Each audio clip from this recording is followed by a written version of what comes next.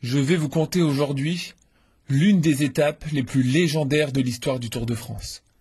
Celle entre Brive-la-Gaillarde et le Puy-de-Dôme, le 12 juillet 1964. Lors de cette étape, Jacques Anquetil et Raymond Poulidor nous ont certainement livré l'une des plus grandes batailles de l'histoire du cyclisme. Plus que jamais, les deux hommes semblaient du même niveau au départ du Tour. Anquetil, déjà 4 fois vainqueur de la Grande Boucle, venait de remporter le Giro, alors que Poulidor avait gagné la Vuelta. Ce dernier semblait si fort que tous pensaient qu'il allait enfin pouvoir battre Anquetil. L'équipe titrait au départ du Tour 64, le Tour du risque pour Anquetil. Au départ de cette légendaire 20e étape, la dernière étape de montagne de ce Tour, Anquetil, maillot jaune, ne comptait que 57 secondes d'avance sur Poulidor, alors second. Lors de la dernière ascension du jour, celle du Puy-de-Dôme, les deux hommes s'envolèrent et montèrent le col presque au coude à coude. Lors des premiers kilomètres, aucun des deux n'osa attaquer. Aucun des deux non plus ne profita de l'aspiration de l'autre, et la majeure partie de l'ascension fut montée de front.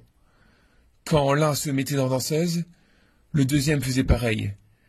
Quand l'autre était assis sur sa selle, le second l'imitait. Très vite, et pour la première fois depuis des années, Anquetil montra des signes de faiblesse. Il tenta de le cacher, mais Poulidor le remarqua. Il tarda cependant à l'attaquer. Ce ne fut qu'à 1 kilomètre du sommet que Poupou comprit réellement, et il lâcha Anquetil, mètre après mètre. Il termina l'étape 3e, derrière les deux Espagnols Jiménez et Bahamontes. Il parviendra ce jour-ci à reprendre 42 secondes à Jacques Anquetil, ce qui ne fut pas suffisant. Anquetil conserva au soir de cette étape le maillot jaune pour 14 secondes. Il le conserva ainsi jusqu'à l'arrivée à Paris pour s'adjuger son 5e Tour de France. C'est là que la psychologie de Raymond Poulidor rentre en jeu, car depuis des années, Anquetil avait un ascendant psychologique sur Poulidor, du fait de ses victoires répétées.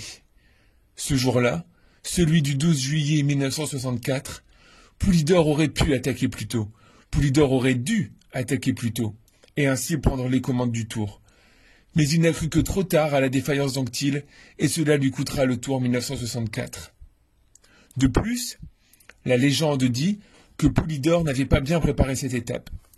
Son manager, Antonin Magne, vainqueur de 2 Tours de France en 1931 et 1934, l'avait envoyé reconnaître l'étape, et Poulidor lui avait affirmé qu'il l'avait fait.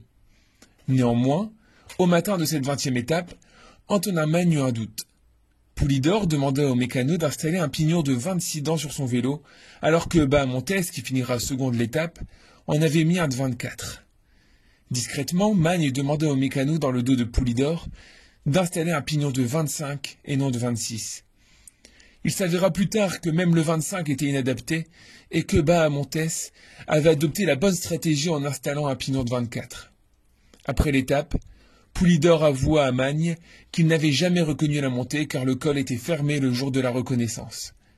Cette erreur fut peut-être l'une des plus fatales à Raymond Poulidor dans sa quête de maillot jaune. Ainsi se termine l'histoire de la 20e étape du Tour 1964.